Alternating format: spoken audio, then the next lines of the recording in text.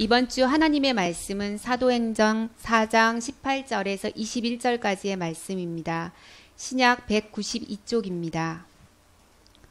그들을 불러 경고하여 도무지 예수의 이름으로 말하지도 말고 가르치지도 말라 하니 베드로와 요한이 대답하여 이르되 하나님 앞에서 너희의 말을 듣는 것이 하나님의 말씀을 듣는 것보다 옳은가 판단하라. 우리는 보고 들은 것을 말하지 아니할 수 없다 하니 관리들이 백성들 때문에 그들을 어떻게 처벌할지 방법을 찾지 못하고 다시 위협하여 놓아주었으니 이는 모든 사람이 그 된 일을 보고 하나님께 영광을 돌림이라. 아멘. 우리 하나님의 은혜와 평강이 성도님들의 가정에 충만하시기를 바랍니다. 참 오랜만입니다. 이렇게라도 우리가 예배당에 나와서 함께 예배드릴 수 있는 것이 너무나 감사합니다. 지난번에 사도행전 3장 말씀드렸는데 벌써 한 달 가까이 전이라 많이들 잊어먹었죠. 3장에는 무슨 이야기가 나왔냐면 베드로와 요한이 오후 3시쯤 성전에 기도하러 올라갔다가 나면서부터 걷지 못한 사람을 만나서 치료한 그 내용, 그것을 우리가 함께 읽었습니다. 그때 이제 그것을 보고 성전에 기도하러 왔던 사람들이, 많은 사람들이 그거를 봤어요. 그러니까 그 사람들이 아주 놀랍게 여겼겠죠. 이런 일이 어떻게 일어날 수 있겠습니까? 그래서 놀라워하면서 자연스럽게 사도들 앞에 모였습니다. 그곳에 그 시간이면 기도하러 올라온 사람들이 많이 있기 때문에 순식간에 많은 사람들이 모였죠. 그래서 베드로는 이 사건이 어떻게 된 것인가를 설명하면서 자연스럽게 복음을 전하게 됐어요. 복음을 전한 결과 어떻게 됐는가 하는 것은 이제 조금 이따가 나오니까 그때 보기로 하고요. 오늘은 이제 4장 1절부터 이제 말씀을 시작하는데요. 4장 1절에서 3절을 보면 사도들이 백성에게 이 복음을 전하고 있을 때 제사장들과 성전 맡은 자와 사두개인들이 와서 베드로와 요한을 체포했다고 그랬어요. 이 사람들이 어떤 사람이냐면 제사장들은 사두개파 사람들이에요. 그때도 지금 우리 기독교라고 해도 장로회도 있고 감리교도 있고 뭐 여러 개 분파가 있는 것처럼 그때도 분파가 있었거든요. 가장 대표적인 분파가 사두개파와 바리새파 이런 분파가 있었죠. 제사장들이 바로 사두개파 사람들이에요. 그리고 성전 맡은 자도 역시 사두개인이에요. 성전의 2인자 역할을 했답니다. 대제사장 다음에 2인자 역할을 하면서 여러 가지 사물을 총괄하고 또 경비 업무를 맡았던 사람이었죠. 이 사람도 사두개인이고 세 번째 사두개인이라고 했으니까 그 사람들은 더 말할 것도 없이 사두개인들. 그러니까 전부 사두개인들이었다는 말이죠. 사두개인들이 사도들을 체포했어요. 왜 체포했습니까? 2절에 보면 부활을 전하는 것을 싫어했다 그랬어요. 예수님이 부활을 하셨다고 하는 것을 전하는 것을 싫어했다고. 왜냐하면 사두개파 사람들은요 부활을 믿지 않는 사람들이었어요. 모세 오경을 주된 경전으로 생각하고 모세 오경만이 하나님의 말씀이다 이렇게 믿고 따르는 사람들이었는데 모세 오경 속에는 부활에 대한 이야기가 자세하게 나오지 않거든요. 그래서 이 사람들은 부활이 없다고 생각한 사람들이었어요. 근데 사도들이 예수님의 부활을 전하니까 그게 아주 싫었던 거죠. 사실은 사두개인들뿐만 아니라 당시에 그 종교 지도자들이 다 예수님을 싫어했죠. 예수님 부활을 전하는 것뿐만 아니라 예수님 자체를 싫어했지 않습니까? 왜 이 사람들이 그렇게 예수님을 싫어했습니까? 우리가 그동안 많이 복음서에서 봐왔습니다마는 이 사람들은요 변화를 싫어하는 사람들이었어요. 변화를 싫어해요. 지금도 변화 싫어하는 사람들이 많이 있죠. 주로 어떤 사람들일까요? 뭐 자세히 들여다보면 여러 종류의 사람들이 있는데 주로 대부분의 경우에 기득권자들은 세상이 변하는 걸 싫어해요. 왜냐하면 지금 세상이 좋거든요. 지금 세상이 좋으면 세상이 바꿔지는 것을 원하지 않죠. 그 당시에 종교 지도자들이 그 당시 사회가 그랬거든요. 소수의 권력자들, 아주 소수의 권력자들, 이 사람들이 부와 권력을 독점하고 있고, 절대 다수의 백성들은 정치 권력에서 소외되고, 종교적으로도 소외되고, 경제적으로도 절대 빈곤 상태에 있었어요. 종교 지도자들은 그 속에서 종교적인 권위를 누리면서 살았다고 해요. 그 더없이 좋은 세상이죠. 그 세상이 바꿔지는 것을 좋아했겠습니까? 그런데 그때 예수라고 하는 갈릴리 촌 사람이 나와가지고 세상을 바꾸려고 한다고요. 자기들을 인정하지 않고 세상을 바꾸려고. 그것이 그 사람들에게는 마치 천지개벽처럼 느껴졌을 겁니다. 예수님을 수용할 수가 없지요. 그래서 받아들일 수가 없지요. 그러니까 이 사람들은요, 당시 종교 지도자들은 하나님은 당연히 자신들의 하나님이라고 생각해요. 당연히 우리 편이라고 생각했어요.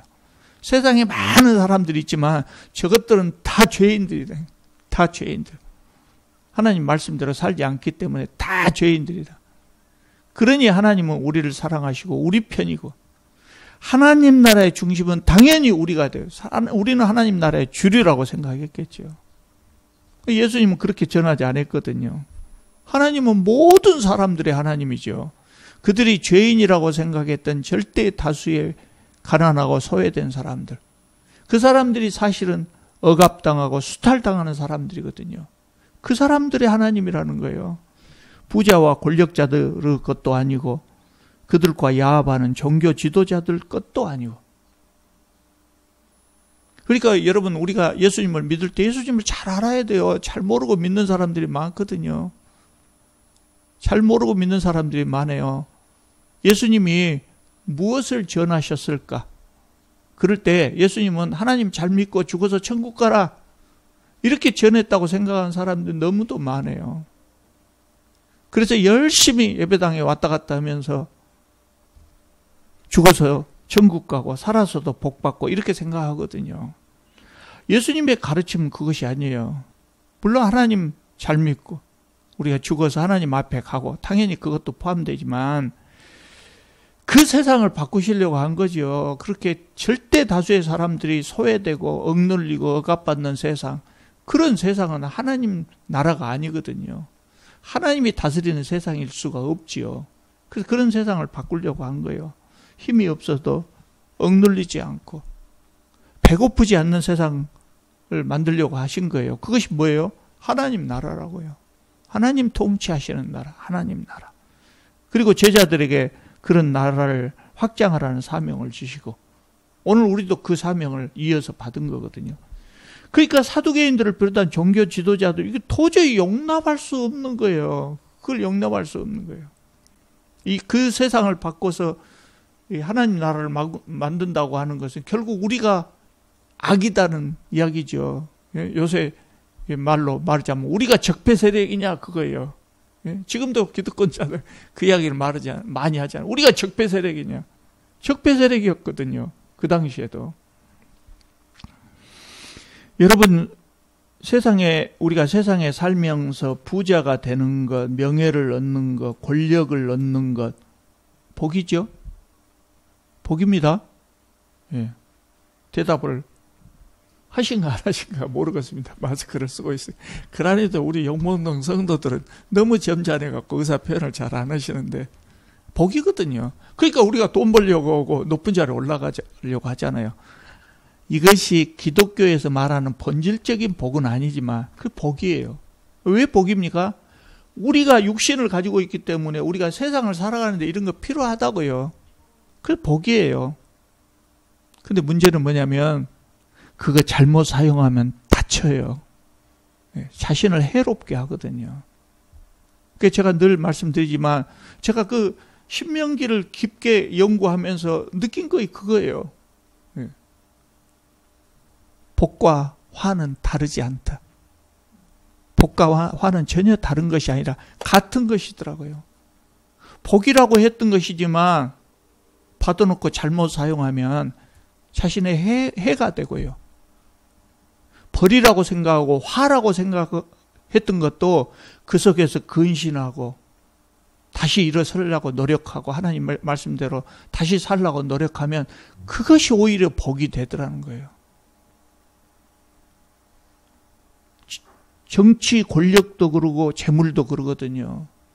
박근혜 씨가 왜 감옥에 있겠어요? 그냥 국회의원만 하고 말았으면 감옥에 안 갔을 수도 있어요. 권력을 잘못 사용한 것이죠. 재물도 마찬가지거든요. 똑같아요. 잘못 사용하면 자신을 해롭게 해요. 여러분, 이스라엘의 왕이 어떤 왕입니까? 우리가 지금 최근에 구약 성경을 쭉 봐오고 있는데요. 이스라엘 주변 나라에서 왕은 절대 권력자고 본인이 신이라고 생각하는 사람들이에요. 그 점에서 이스라엘 왕하고 달라요.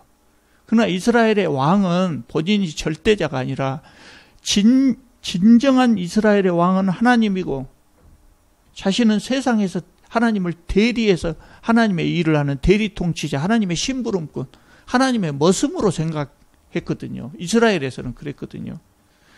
하나님께서 주신 권력으로 백성들을 잘 섬기라는 거예요. 이스라엘 왕은. 그러니까 그 권력이 본인에게 복이지만 이 권력을 잘못 사용해서 자신의 영화만을 위해서 사용할 때 왕조차도 하나님의 버림을 받았어요. 화가 된 거죠. 재물도 마찬가지입니다. 하나님께서 사람들에게 재물을 주신 이유가 뭡니까? 대부분 보통 사람들은 작은 재물을 받기 때문에 그 재물로 자기 가족 부양하라는 거예요. 가족 부양하면 끝나죠. 그런데 가족을 부양하고도 남을 만큼 큰 재물을 하나님께서 주셨을 때는 보통 사람들보다 더 잘 살고 재밌게 더 잘 살라고 부귀 영화를 누리라는 것이 아니고 그것으로 이웃을 먹이고 섬기라는 거예요. 세상 사람들 중에는 이 재물을 줘도 잘 간수를 못하는 사람들이 많아요. 그들도 다 하나님의 자녀들인데 그래서 잘 건수할 수 있는 사람에게 하나님께서 큰 것을 주신 거예요. 그러면 그리 알고 가난한 사람들을 섬기면서 살아야 되는데 대부분 그렇지 않거든요. 자신만을 위해서 재물을 사용할 때 하나님의 버림을 받는 거예요. 그러니까 재물이 화가 된다고 말입니다. 그 옛날도 그렇지만 지금도 역시 마찬가지죠. 지금도 역시 마찬가지.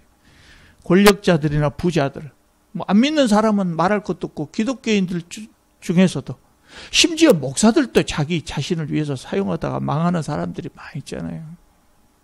안 믿는 사람들 말할 것도 없죠. 목사들도 참 하나님께서 사랑하셔서 큰 이 목회의 능력을 줘갖고 큰 교회를 이루게 하면은 본인들 개인 영화를 위해서만 사용한다. 본인만 위해서가 아니라 자자손손 누리려고 교회를 세습하고 심지어는 예산이 많은 그런 교회에서는 목사들이 교회 예산 자기 마음대로 사용하면서 성도들이 그거 안 됩니다 그러면은 너희들이 뭐니 반대하냐? 나는 하나님의 종이에요. 하나님의 종은 하나님의 돈을 마음대로 쓸 수 있는 것이요. 그럴듯하지요. 그럴듯해요. 그러면서 자기 마음대로 수십억의 돈을. 공무원들은 100만 원만 잘못 쓰면 끝납니다. 바로 면직됩니다. 수십억을 쓰면서 그런다고요. 그러니까 이게 복이 화가 되는 거예요. 복을 잘 사용해야 돼요. 근데 거기서 끝나지도 않아요. 세상의 권력자들, 부자들 거기서 끝난 것이 아니라 그것도 부족하다고 더 큰 권력을 추구하고 더 큰 재물을 추구하고 권력과 재물의 노예가 되어가는 거죠. 예수님 시대의 종교 지도자들도 다르지 않았다고요. 그러니까 그 사람들에게 많은 복이 내렸음에도 불구하고 그게 다 본인들에게 화가 된 거예요. 그래서 예수님을 반대한 거죠. 자, 3절을 보면은요. 사두개인들이 베드로와 요한을 잡았지만 날이 어두워서 그날은 재판하지 못했다 그랬어요. 다음 날까지 옥에 가두었다. 그러지만 이 사도들은 체포되었지만 그날 사도들의 설교로 인해서 믿는 사람들이 더 많이 생겨가지고 남자만 5,000명이 됐다 그랬어요. 그럼 여자까지 하면은 얼마요? 10,000명도 넘어갔다. 왜냐하면 옛날 사람들은 지금하고 달라요. 가장이 어떤 종교를 선택하면 가족들은 당연히 그 종교를 따라요. 가장이 선택한 것과 다른 종교를 선택할 수가 없죠. 그러니까 예루살렘 교회가 10,000명이 넘어가 버린 거예요. 대단하죠. 지금도 10,000명 된 교회면 큰데 당시에 예루살렘 인구가 대략 30,000명 정도 됐다 그래요. 그 당시에 지금부터 2000년 전에 30,000명 인구가 30,000명인 도시는 큰 도시죠. 그리고 지금 오순절 지난 다음에 얼마 안 됐었잖아요. 이때가 오순절 명절에는 전국에서 명절을 지내려고 예루살렘에 모이잖아요. 그럴 때는 대략 예루살렘에 모인 사람들이 90,000명까지도 된다 그래요. 3배 정도. 90,000명이라고 해도 그 중에 10,000명이 불과 며칠 만에 복음을 받아들였다면 90,000명 중에 10,000명이 기독교인이 됐다는 것은 예루살렘이 뒤집어지는 역사가 일어났다는 것이죠. 자, 5절을 보면은요. 이튿날 관리들과 장로들과 서기관들이 예루살렘에 모였다 그랬어요. 관리들과 장로들과 서기관들, 이 사람들은 다른 말로 하자면 산헤드린 공회가 모였다는 이야기예요. 산헤드린 공회가. 산헤드린 공회는 우리 지금으로 말하자면 국회와 비슷하다 그런데 사실은 국회보다도 더 큰 권력이 있어요. 행정 권력도 같이 했고 또 판결도 했다 그래요. 그러니까 삼권을 가졌죠. 물론 그 당시에 절대 권력자는, 그 지역의 절대 권력자는 로마에서 임명한 왕이나 총독에게 권력이 있지만 이스라엘 자치에 관한 문제들은 상당 부분을 이 산헤드린 공회에 위임했다고 그래요. 그러니까 엄청난 권력을 가진 사람들이죠. 의장은 대제사장이 맡았고, 그래서 이들이 이제 사도들을 신문합니다. 7절을 보시면은요, 너희가 무슨 권세와 누구의 이름으로 이 일을 행하였느냐 이렇게 물어요. 이렇게 물은 의도가 뭘까요? 의도가 이때 백성들은요, 베드로와 요한이 걷지 못한 사람을 고쳐줬는데 백성들은 이 베드로와 요한의 행위를 보통 사람의 힘으로 했다고 생각하지 않을 것 아니에요. 그럼 누구의 힘으로 했다고 생각했을까요? 백성들은 당연히 하나님의 능력 아니면 사람의 능력으로 할 수 없다고 생각하죠. 따라서 이들은 하나님의 사람들이라고 생각하죠. 그것을 공회원들이 몰라서 지금 이 질문을 하겠습니까? 너희가 무슨 권세와 누구의 이름으로 일을 행하느냐. 백성들 들으라는 거죠. 의도적으로 너들은 하나님의 능력으로 한 것이 아니다. 우상이나 잡신들의 힘으로 했다. 그러므로 너희들은 하나님의 사람이 아니다. 이단으로 몰아세우기 위해서. 그래서 백성들하고 이 사도들을 분리시키기 위해서 지금 그런 의도로 이 질문을 한단 말이에요. 베드로가 대답을 합니다. 10절을 보면은요. 너희와 이스라엘 백성들은 알라. 너희가 십자가에 못 박고 하나님이 죽은 자 가운데서 살리신 나사렛 예수 그리스도의 이름으로 이 사람이 건강하게 되어 너희 앞에 섰느니라. 당당하게 이야기해버려요. 그 지금 공회원들은 나사렛 예수라고 하는 그 사람의 이름도 듣기가 싫은데 당당하게 이야기해버려요. 그러면서 12절, 우리가 잘 알고 있는 구절이죠. 다른 이로서는 구원을 받을 수 없나니 천하 사람 중에 구원을 받을 만한 다른 이름을 우리에게 주신 일이 없음이라. 이렇게 이야기를 해요. 이거 중요한 말씀이죠. 예. 아마 여러분 다 이 말씀 알고 계실 거예요. 주로 이제 우리가 이 말씀을 적용할 때는 다른 종교에는 구원이 없다. 예. 오직 예수님만 믿어야 된다. 그 말로 이 말씀을 많이 사용하는데 본래 사도들이 이 말씀을 할 때는 그런 의도로 한 거 아니에요. 세상 사람들이 한 것이 아니고 공회원들한테 이야기했단 말이에요. 공회원들의 구원관이 뭐겠어요? 공회원들은 그때 본인들이 어떻게 구원받는다고 생각했을까요? 우리는 아브라함의 후손이다. 또 우리는 모세의 율법을 잘 지키고 있다. 그러니 당연히 구원을 받는다. 예수라는 사람, 그 사람은 하나님의 사람이 아니다. 예. 그리고 우리 같은 신앙을 가진 사람이 구원을 받는다. 이렇게 생각했을 거 아니에요. 그러니까 12절에 이 말씀은 뭐냐면 사도들이 그 공회원들을 향해서 당신들의 신앙으로 구원받을 수 있는 것이 아니고 구원받을 이름 오직 예수 그리스도, 당신들이 배척한 예수님을 받아들여야 구원받을 수 있다고 이야기해버릴 거예요. 얼마나 담대합니까? 대개의 경우에 권력자들 앞에 서면, 여러분 법원에 서보신 적 없죠?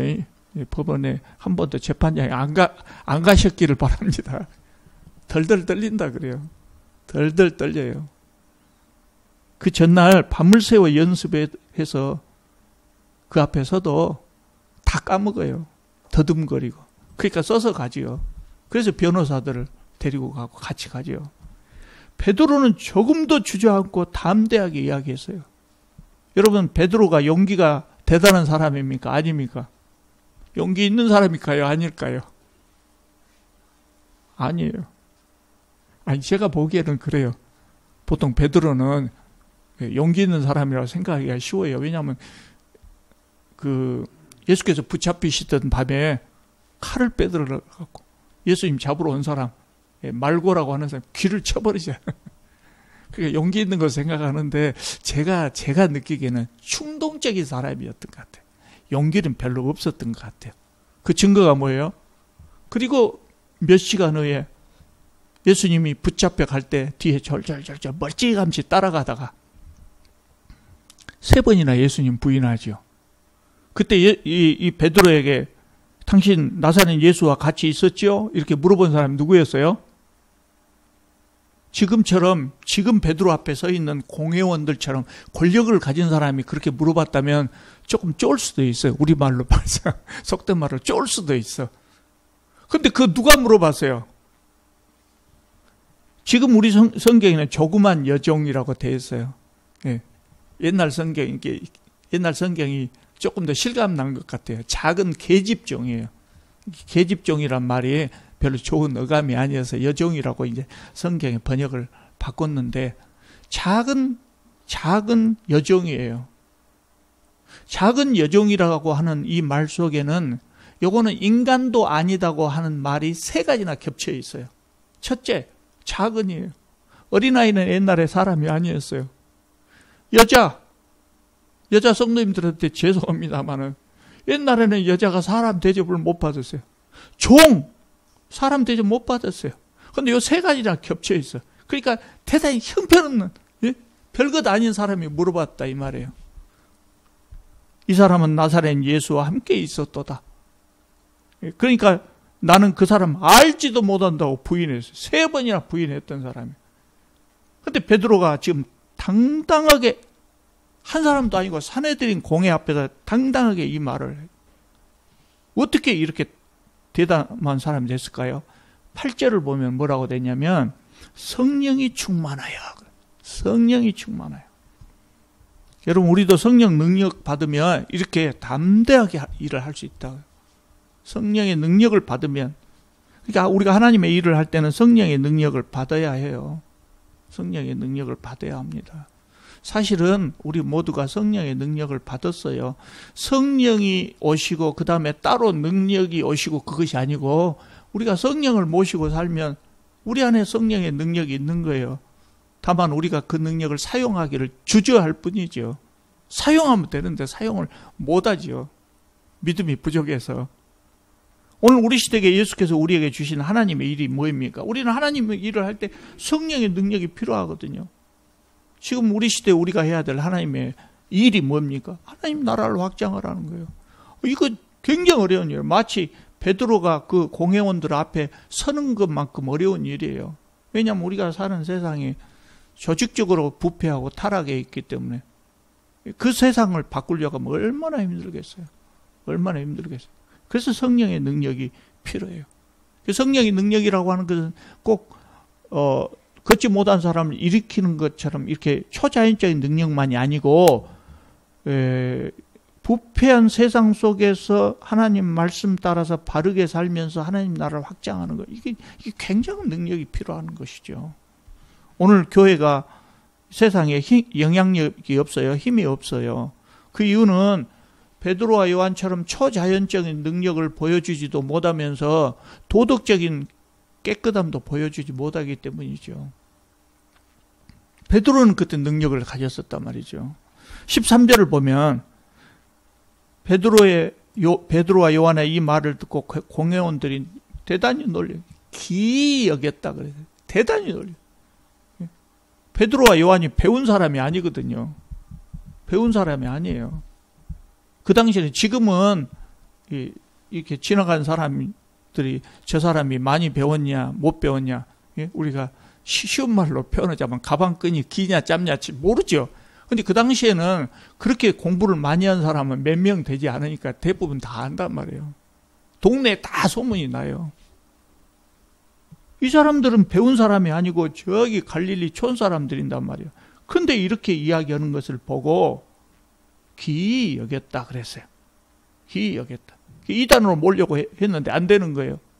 그래서 성경을 보면, 그 다음 성경을 보면 사도들과 병 나은 사람, 증인, 이 사람을 퇴정을 시키고 공회원들끼리만 모여서 의논을 합니다. 16절 보겠습니다. 이 사람들을 어떻게 할까? 그들로 말미암아 유명한 표적이 나타난 것이 예루살렘에 사는 모든 사람에게 알려졌으니 우리도 부인할 수 없는지라. 이것이 민간에 덮어지지 못하게 그들을 위협하여 이후로는 이 이름으로 아무에게도 말하지 말게 하자. 방법은 이제 없다. 이 사람들을 백성들하고 분리시키려고 했대. 안 되는 거예요. 이단으로 몰라고 했대. 안 되는 거예요. 그러니까 협박을 할 수밖에 없었다는 거예요. 다시는 이런 말 하지 마라. 이번에는 내주는데 다시는 이런 말 하지 마라. 다시 오면 국물도 없다. 뭐 이렇게 했겠죠. 그래서 사도들을 불러서 협박합니다. 절대로 예수 이름으로 말하지도 말고 가르치지도 말라.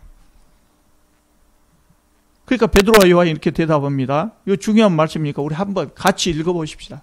19절, 20절. 같이 읽습니다. 베드로와 요한이 대답하여 이르되 하나님 앞에서 너희의 말을 듣는 것이 하나님의 말씀을 듣는 것보다 옳은가 판단하라. 우리는 보고 들은 것을 말하지 아니할 수 없다. 얼마나 멋있는 말입니까? 참 교육 수준이 낮은 사람들이 이렇게 조리 있게 멋진 말을 할 수 있다고 하는 게 놀라운 일이죠. 당신들이 말을 하지만 그 말 내가 듣겠냐? 나는 하나님 말씀을 들을 수밖에 없다. 우리는 보고 들은 것을 말하지 아니할 수 없다. 여러분, 이것은 쉽게 할 수 있는 말이 아니에요. 이 사람들이 이 말을 하려면요, 목숨을 걸어야 합니다. 목숨을 걸어야 돼. 거기 지금 서 있는 사람들은 베드로와 요한의 목숨을 거둘 수 있는 권력을 가진 사람들이에요. 이 사람들이 예수님한테 사형 선고한 그 법정이거든요. 사내들인 공회가.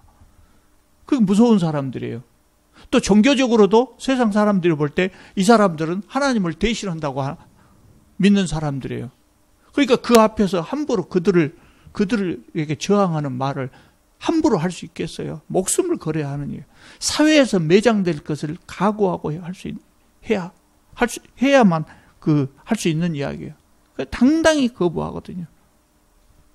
그래서 공회원들은 다시 논의를 한 끝에 다시 한번 위협하고 놓아줄 수밖에 없었다고 성경은 그렇게 말하고 있어요. 여러분, 하나님의 일은요, 사람들이 회방한다고 해서 회방되는 거 아닙니다.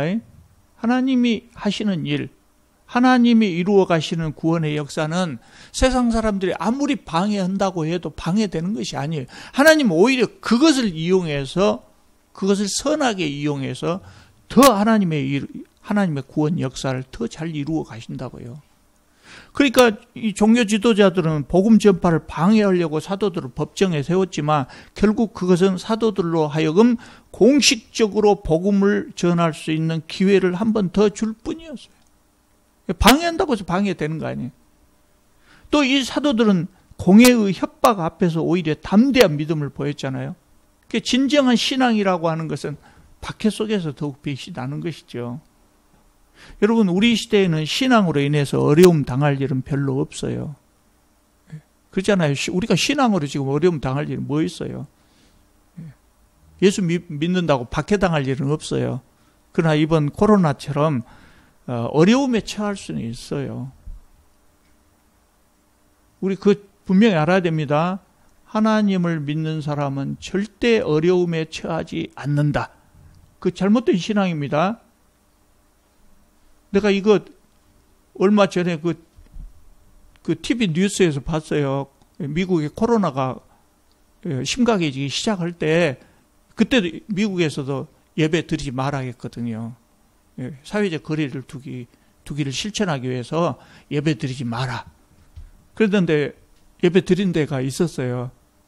그러니까 그 사람들 취재하러 리포터가 갔어요. 가서 뭐라고 물어봤겠죠. 그러니까 어떤 여자 성도님이 차에 앉아서 이렇게 창문을 내려놓고 대답하는 말이 뭐라고 하냐면, 우리는 예배 드려도 괜찮습니다. 왜냐? 성령의 능력이 우리 몸을 싹 이렇게 휘감고 있기 때문에 우리는 코로나에 안 걸린다 이거예요. 믿습니까? 여러분, 이분의 믿음은 굉장히 높은 믿음이에요. 아니, 높은 믿음이라고 해야 됩니까? 하여튼 믿음의 크기가 커요. 굉장히 큰 믿음이에요. 그런데 중요한 것은 뭐예요? 그 믿음은 성경적인 믿음이 아니에요. 성경적인 믿음이 아니에요. 아니, 자연 법칙을 누가 만들었어요? 하나님이 만드신 법이에요. 세균이나 이 바이러스는 가까이 가면 남에게 옮겨요. 그러니까 남을 사랑한다면 마스크를 써야 한단 말이죠. 내 감염은 물론이거니와, 내 감염을 예방하는 물론이거니와, 본인 감염돼도 상관없다고 할지라도 남을 사랑하는 마음으로, 혹시 나도 보균자가 일지도 모르니까 남을 사랑하는 마음으로 이렇게 가리는 거예요.